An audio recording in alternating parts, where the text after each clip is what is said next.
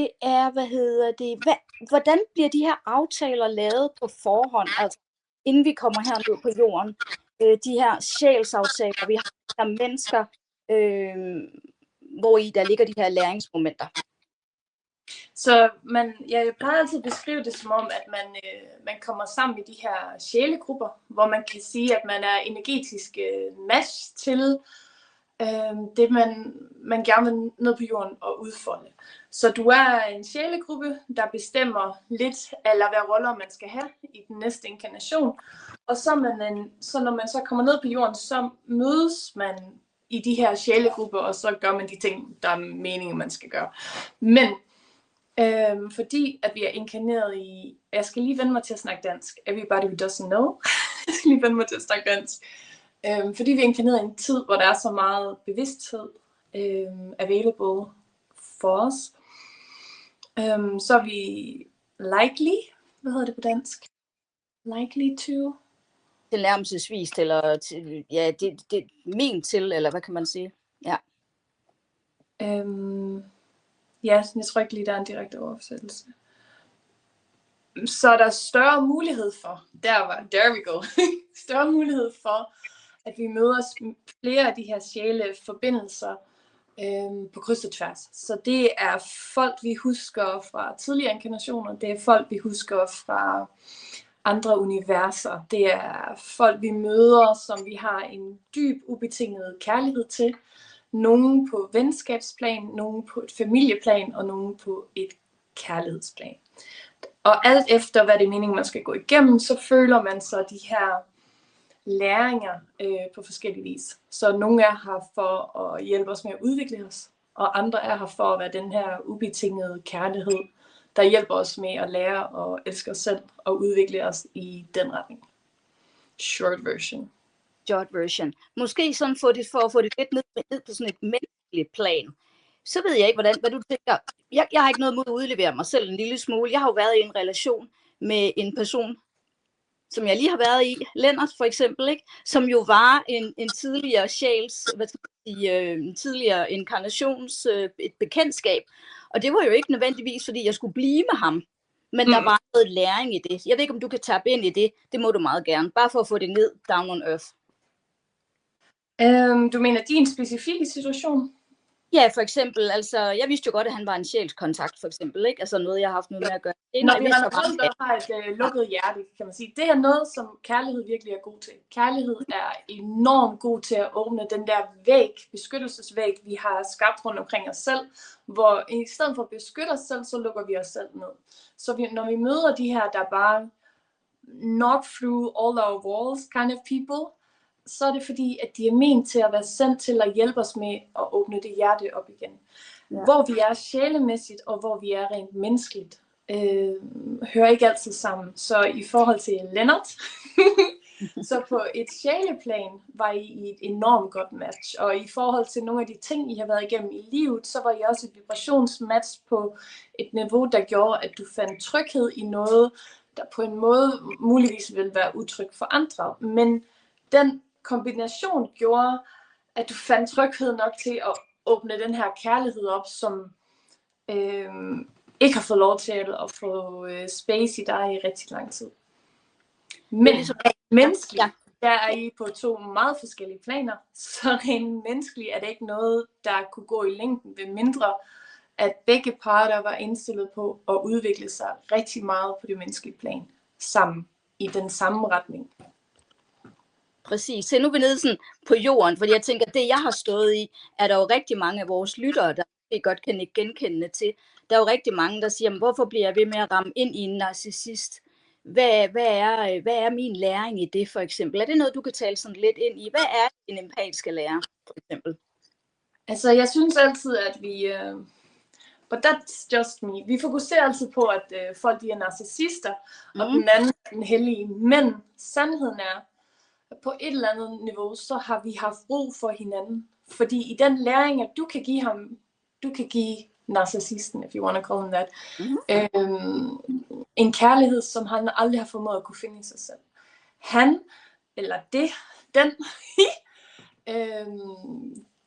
trigger alle de ting inde i dig, hvor du skal lære at stå op for dig selv, hvor du skal lære, at du er mere værd end det, hvor du skal lære at putte dig selv først. Men det er også fordi, at hvis der er noget, en narcissist er god til, så er det at se sig selv først. Hvis der er noget af de her superempater, der måske har været sådan lidt underdanige hen ad vejen, ikke er så god til, er at se sig selv først. Så vi er altid tiltrukket til det, vi kan lære noget af. Og hvis der er noget, narcissisten kan lære, så er det at putte os selv in the first place. Men selvfølgelig skal alting finde sin balance. Så alt efter, hvor man er i sin udvikling, så handler det om at lære at sige fra for det, der ikke er godt for en. Og lære at stå op for det, der faktisk er godt for en. Og hvis man kommer fra lidt en smadret fortid, så har det også noget at gøre med, at man skal udvikle sig til at have selvkærlighed nok til at vælge det, som giver mest frihed i ens hjerte. At man skal lære at view kærlighed på en ny måde. Ja, det er så fint. Der har nemlig været flere, der har spurgt i forhold til det. Der er også folk, der spørger om, hvordan kan vi overhovedet kende forskel på ægte kærlighed eller på mønstre, som gentager sig igen og igen. Er der et svar på det, for eksempel? Ja, nej. Nej, sådan er det jo altid. Men det er fordi, jeg tror på, at alt hvad du føles draget til, er du draget til af en årsag. Så hvis du føler dig draget med hjertet til en person, hvor du tænker, okay, det her er læring, og det er ikke ren kærlighed, men det ved man jo aldrig upfront. Så alt hvad der trigger dit hjerte, fordi det er en læring at hente. Og så kan det godt være, at det ikke er ægte kærlighed, men det var stadigvæk det, der skulle til for, at du kunne få de lektioner, som du skulle have for at nå til et nyt stadie inde i dig selv. Så på den måde, så alt hvad der åbner dit hjerte er kærlighed. Når vi snakker om menneskekærlighed, så er menneskekærlighed uden traumabonding, og hvis man piller alt det derfra, som jeg tænker, det er der altså altid lidt af. Man skal lære, man kan jo ikke bare sidde og flette tommelfingre hele dagen. Men det er det der med at finde en person, man finder ro med. Finde en person, der ikke får dit adrenalin til at køre helt all over the place, men en person, du finder ro nok til at ture være sårbar sammen med. Du turer at være den, du er. Du turer at være totalt åben. Og dele de sider med dig selv, med hinanden, som du normalvis vil gemme væk fra andre. Og så blive elsket og rummet igennem det. Men sådan en kærlighedsrelation handler også om, at man kan finde ud af at sætte grænser. Og finde trygheden i det, og at det stadig er okay. Men de fleste, især nok også lidt nogle af dem i vores gruppe her, der har vi det med at blive draget af de her push and pull connections. Ikke? Vi har det med at blive draget af impulsen af overdrevet kærlighed og ADHD. I have that a lot myself, så vi har det med at gå imod det, som vi er sikre på, vi kan mærke. Ja, det er jo også kærlighed. Alting er dybest set kærlighed. Spørgsmålet er bare, hvad kærlighed er du klar til? Hvad kærlighed har du brug for? Hvad kærlighed sender du selv ud? Hvad kærlighed repræsenterer du? Tak. Selv tak. Så har jeg en anden en, der stiller et spørgsmål omkring de her, de her relationer, man næsten ikke kan komme ud af, som virker fuldstændig, det er, som du siger, ups and downs, vild kærlighed, vild frustration, vild kærlighed, vild frustration. Ja. Prøver igen og igen og igen over flere år at komme væk. Ja. Og så spørger vedkommende, er det fordi det er traumebonding? Er det fordi der ligger sjælsaftaler, noget for tidligere liv, eller er det et mix? Mix. Så det der, altså, du er ikke bundet til en kontrakt længere, end at du er klar til at træde væk med de læringer, du skulle lære. Så sådan er sjælskontrakterne. The moment you learn what you needed to learn, you can leave. Men der sker flere ting. Den ene ting er, når man er i push and pull connections, så sker der det op i hjernen, at dit dopamin går super højt, når det er sådan, at alting er rosenrødt og sukker. Og når alting så er ren kaos, så stiger kortisol, så det går op og ned sådan her hele tiden i din hormonbalance inde i kroppen, hvilket stresser kroppen enormt meget. Men det skaber et afhængighedsforhold. Det skaber den her higen efter at nå tilbage til, når alting er godt. Det skaber sådan en idé om, I'm only good when we are together.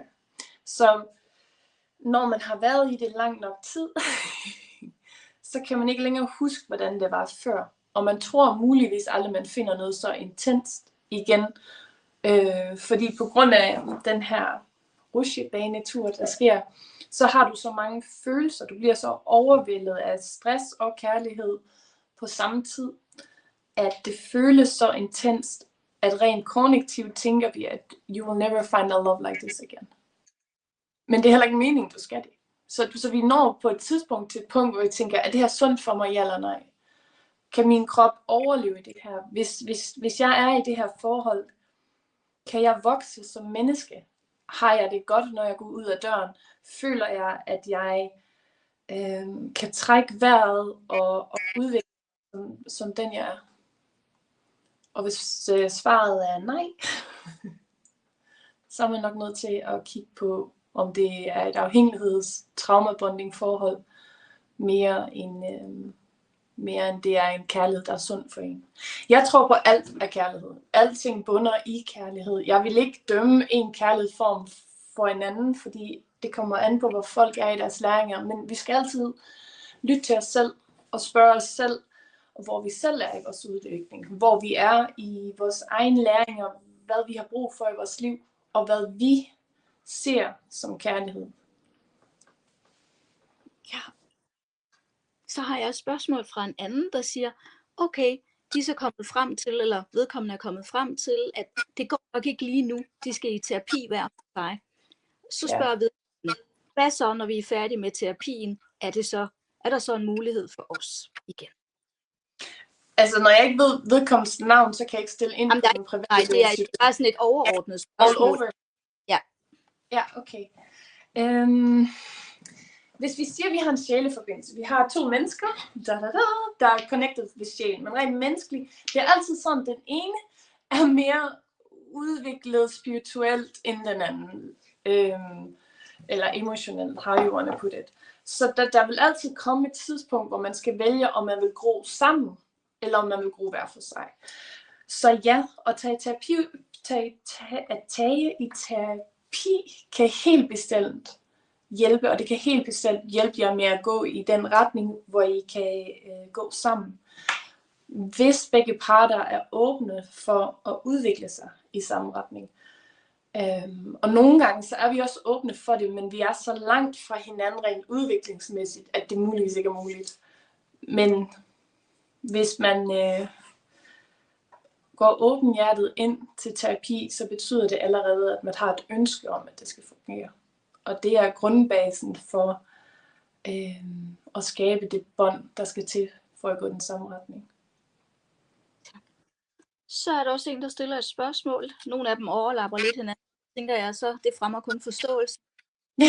At de her relationer, hvor man har været sammen med den her sjæl i andre liv, er de sådan, skal jeg se, hvordan jeg skriver, føles de dybere, eller er der genkendelse i det øjeblik, man ser, vedkommende siger i hvert fald, vedkommende kan se det i øjnene, kunne se det i øjnene, og det har været på et dybere plan end de andre relationer. Er der noget om det? 100%. Du har en instant følelse af I know you. En instant følelse af I feel you in my heart. We don't even have to talk. We don't have to anything. You're already there. Så ja, 100%. Og det er ikke kun med dem, som det er meningen, vi skal leve resten af vores liv med. Det er med alle vores sjælebrødre og søstre. Der har vi den her instant følelse af I see you, I know you, and I love you. Der hvor det bliver tricky, er jo selvfølgelig, når vi bliver mere og mere åbne for at huske vores sjælesøstre og brødre og så videre, og at forstå, at alle de connectioner, vi føler, betyder ikke, at det er the one. Det betyder bare, at det er sjælefamilie. Så ham her, eller hende her, som we are meant to be with, er også en person, der er en vibrationsmatch til den, vi er i denne inkarnation. så tænker jeg sådan lidt, vi bliver jo også født ned i nogle familier. Det kan være med en mor og far, det kan være med søskende. Der kan være, at man har søskende, man hader. Slet ikke skidtes med. Kan du fortælle lidt om det? For der ligger jo også noget læring. Vi kommer også ned i en familie for at lære noget. Altså det er sådan, at vi vælger de her læringer, sådan hovedpunkterne, vi gerne vil lære i løbet af en inkarnation. Og så, hvis du forestiller dig, at du har din sjæle soulstream, din sjælestreng, for at inkarnere og tiltrække de situationer ind til din reality you need, så er du nødt til at have en setting, et miljø, der gør, at du tiltrækker de her happenings, lad os sige det sådan. Så du vælger familie, der er en vibrationsmatch til det, du gerne vil gå igennem for at blive den person, du har ønsket, du gerne vil være i det her liv. Og der er der mange, der siger sådan, jamen, der er ikke nogen, der gider inkarnere i en familie, hvor de føler, de ikke hører til, eller en familie, hvor der er vold i hjemmet, eller etc.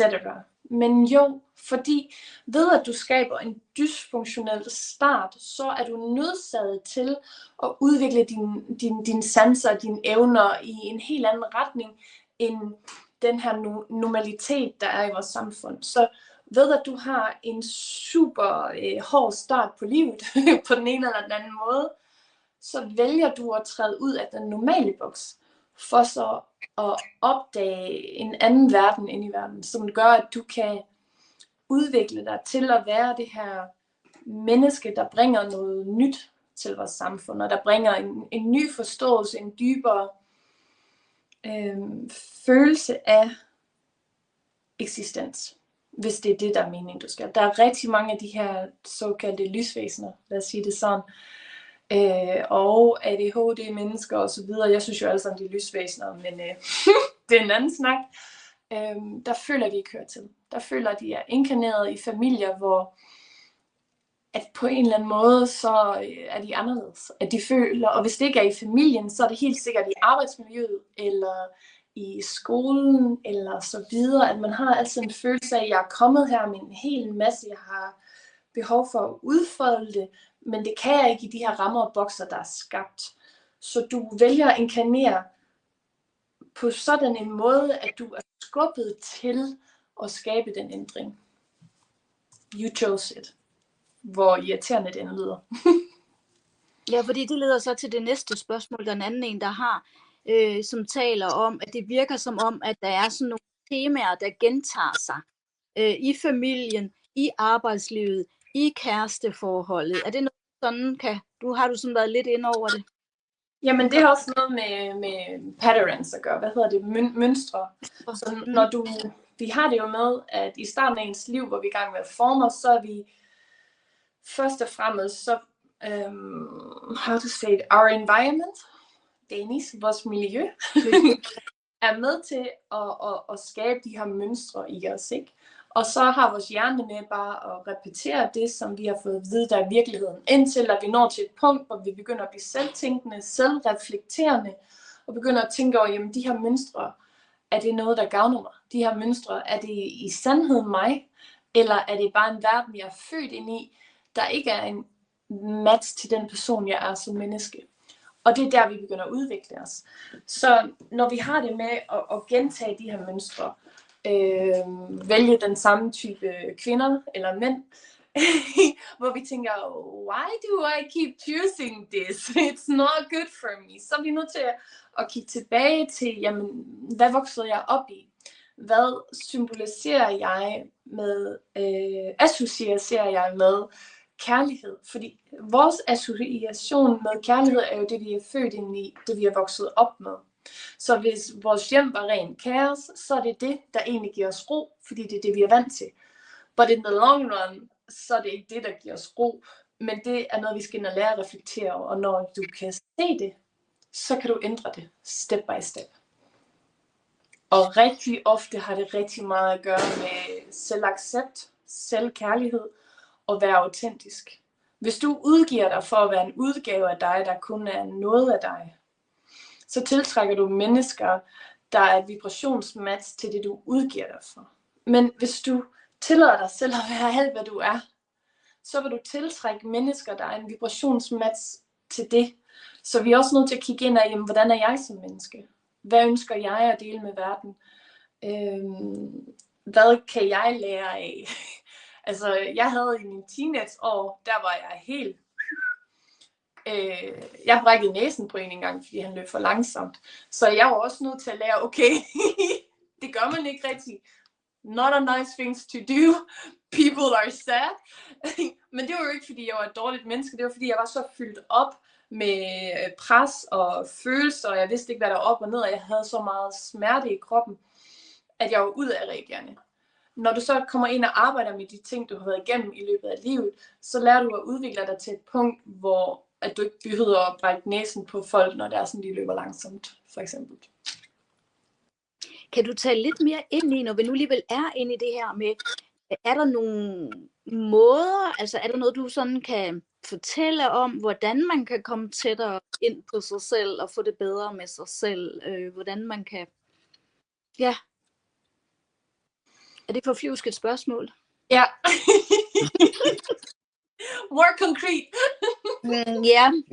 Så prøver vi til at spole den lige lidt tilbage. Altså, Okay. at nu har vi lige snakket om patterns. Det vil sige, at for eksempel så er der også en, der spørger, det kan jeg jo også, det kender jeg jo fra mig selv, så jeg behøver ikke at spørge for mig selv, men jeg tænker, der kunne være andre, der også kunne være nysgerrige i det, at man tænker, hvornår stopper det her? Altså nu har jeg mødt en, det ved godt, det er narcissist, men jeg har været i et uheldigt forhold, og det er ikke engang uheldigt, fordi det er jo egentlig lærerigt.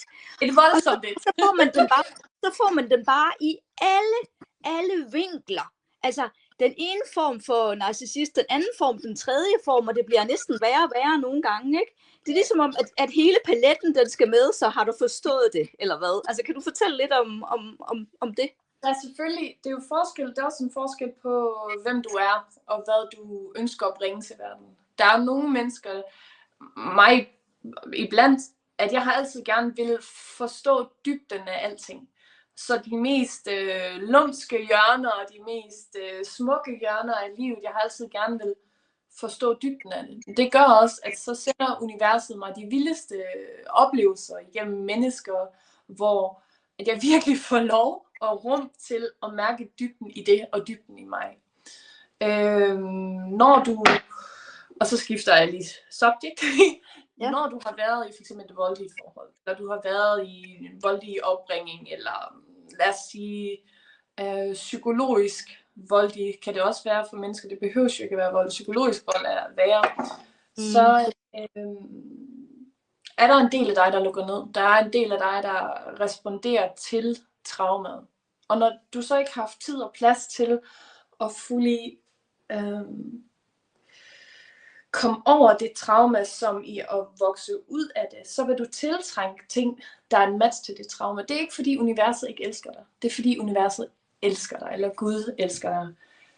Du vil få forskellige aftegninger af den her energiform, som vi kan kalde narcissisten. Så forskellige aftegninger af narcissisten, men hvis du lægger mærke til det, er der altid en ændring. Du bliver stærkere og stærkere i at være den, du er. Dem, du tiltrækker, bliver stadigvæk safer and safer fra det, der var, til det, der er. Fordi du gradvist udvikler dig som menneske, og du gradvist lærer, hvordan du skal håndtere de her energier, indtil at du finder ud af, at de her energier er ikke noget, du ønsker i dit liv. Og ikke fordi, at du skubber det væk og hader det, fordi når du hader noget, så tiltrækker du. Så det er bare sådan, på et punkt, så når du til så meget growth, hvad hedder det på dansk? Udvikling, ja. At du bare ikke længere er en vibrationsmatch til det. Det handler rigtig meget om, at vi er nødt til at tilgive de ting, vi har været igennem. Vi er nødt til at tilgive de mennesker, der har gjort os ondt. Fordi den eneste, det skader at holde fast i det, er os selv. Hvis der er nogen, der har forvoldet dig ondt, eller har kunne være voldelige nok i deres mindset til virkelig at være onde ved dig, så er de ligeglade med, hvor meget du suffer after it. Så det der med at holde a grudge, eller hade nogen, det ændrer ikke dem. Det ændrer dig. Så også for mig selv, altså det vigtigste er altid, uanset hvad mennesker man er med at gøre, uanset hvad man har været igennem, voldtægt, overfald, you name it. Du er altid nødt til at nå til et punkt, hvor du ser det udefra. Du har en forståelse af, hvad de har været igennem, hvorfor de er, som de er. Og du når til et punkt, hvor du kan tilgive dem for ikke at vide bedre. Tilgive dem for, at de agerer, som de gør, fordi de er i så meget smerte selv.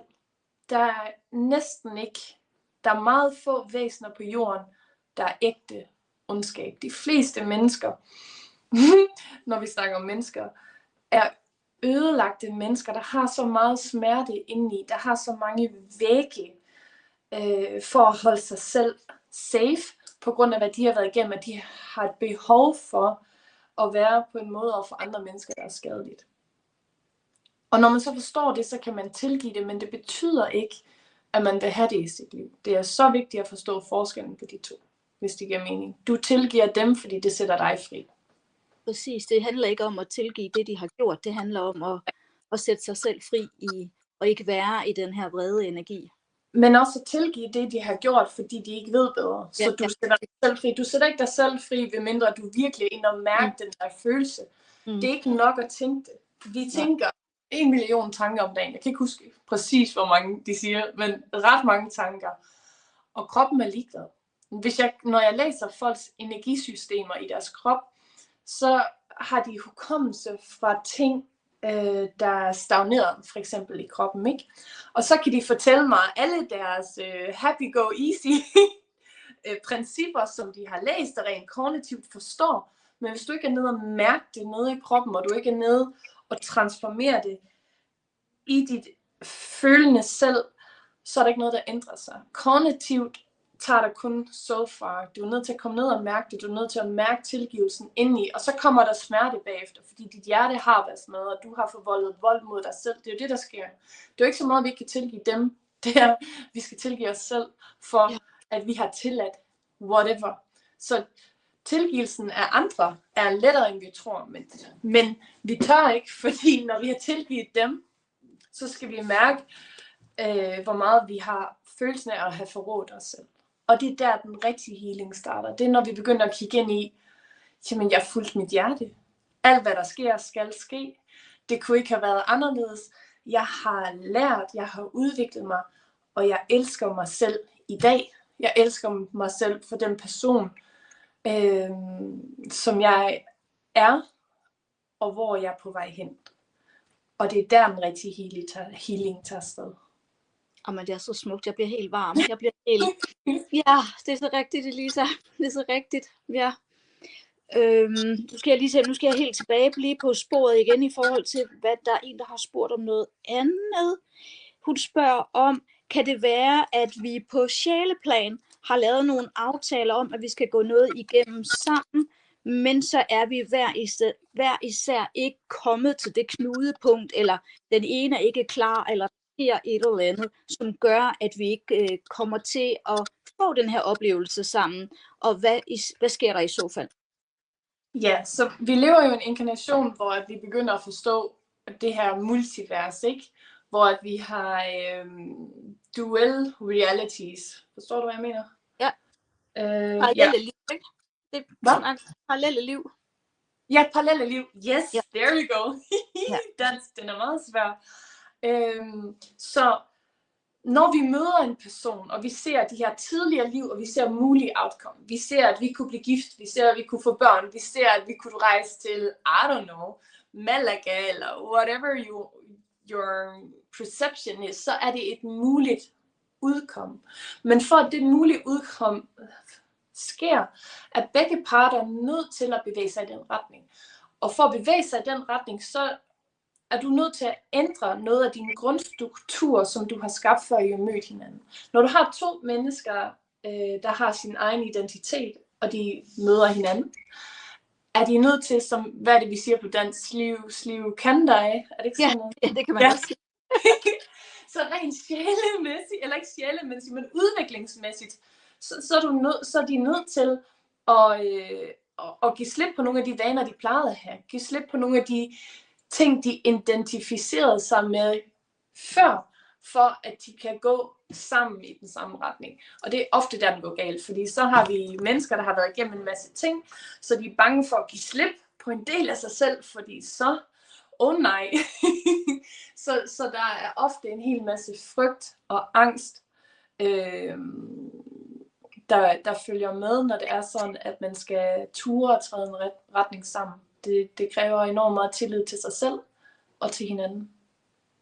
Og nu er vi jo så lige sådan kort inde om parallelle liv. Der bliver jo snakket rigtig meget om i denne her tid her, at vi kan ved at ændre vores tanker, vores frekvenser, alle de her ting her, så kan vi faktisk jumpe ind på nye tidslinjer eller parallelle liv, hvor der er mulighed for større kærlighed, mulighed for et liv, der er mere fyldt med kærlighed. Er det noget, du kan sige noget om i forhold til?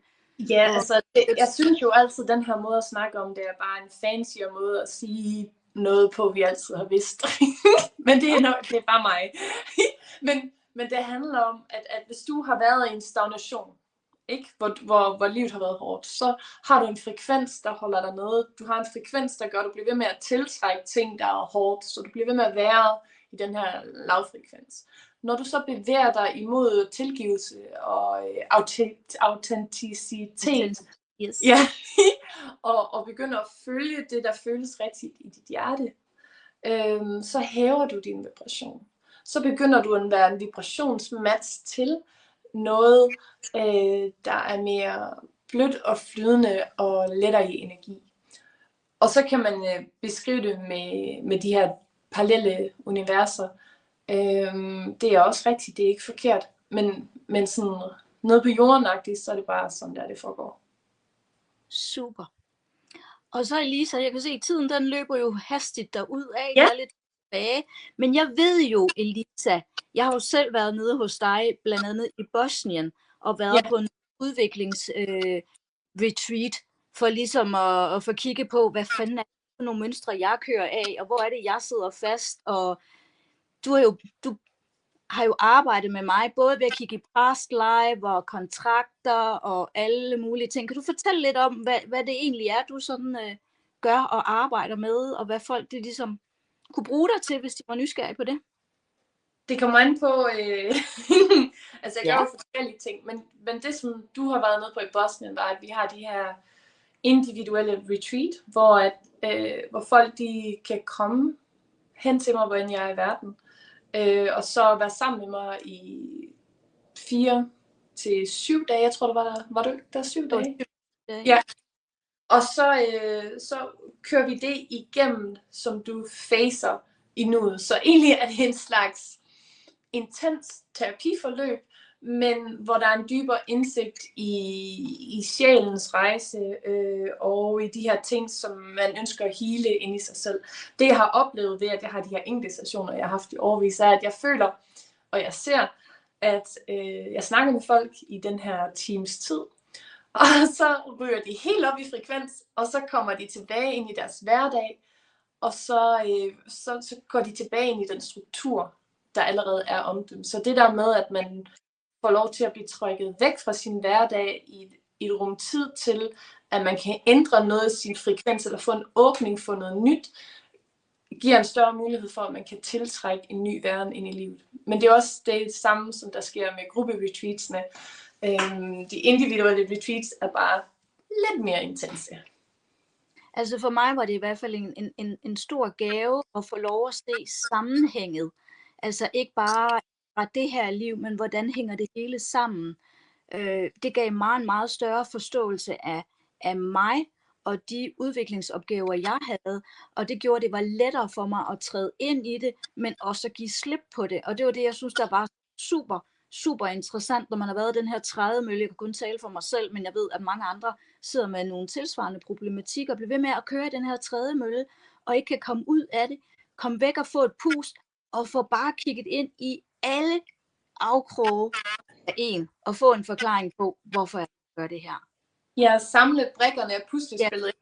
Fordi det var noget, som vi gjorde meget. Det var det der med, okay, det her skete, og det her skete, og det her skete, men hvorfor skete det, og hvorfor skulle jeg det igennem, og hvad betyder det egentlig? Og så næste dag, så kom du med en hel liste af alle mulige spørgsmål. Så tænkte jeg, okay Lisa, hvad med det her, og det her, og det her? Så sådan det der med, at man sådan på en eller anden måde får samling på sine følelser og tanker, nok til, at man får en form for klarhed, tænker jeg. Hvordan var det at komme hjem igen, egentlig? Jamen, altså, jeg kunne helt klart mærke en forandring, men nu er jeg jo også ved at være der, jeg er klar til step 2. Ja. Så jeg tænker ikke bare, at et liv på 56 år, det bliver fikset på en uge, men det kan være med til at kickstarte. Der bliver sat en proces i gang. Så går man hjem, arbejder med det, mediterer, kigger på det, græder, bliver vred. Så det næste for mig, det er vrede, ikke? Så stakkels dig, Lisa. Men jeg tænker, at det er ligesom, at man tager på række 1, så går man hjem og træner, og så kommer man på række 2, ikke? Så det er sådan en løbende proces, og hvornår den er færdig, det er jo ikke til at vide. Det kommer an på, hvor langt man har lyst til at dykke i det her ting her, og hvor let er man, hvor god er man til at slippe, vil jeg sige. Ja. Så skal vi sige, at det er for i dag, når vi ikke kan læse spørgsmålene? Det er en god idé, og så må folk meget gerne stadigvæk skrive spørgsmål og så videre nedenunder kommentarer. Jeg har ikke lige fundet ud af, hvordan man slog kommentarerne til, så undskyld, hvis vi ikke har svaret. Men jeg vil stadigvæk elske at læse, hvad end der lige sådan popper op. Vi skal nok læse det bagefter i hvert fald. Ja, så kan vi tage det med på et andet eller en opsamlingsmodul eller et eller andet. Men jeg har lige den sidste, inden vi lukker helt af. Hvor kan du få fat i dig? Så de skriver til mig og siger, hvordan får jeg fat i Lisa? Hvordan kan de få fat i dig, når de er nysgerrige på for eksempel at få en til en over telefonen eller et eller andet? I kan gå ind på min hjemmeside, men I kan også bare logge ind på min Instagram eller Facebook, og så bare DM mig. Private message me. Det er også super fint. Så det er de 3 muligheder. Super. Tak for i dag, Lisa. Tak for alle jer. Tak. Ja. Hej.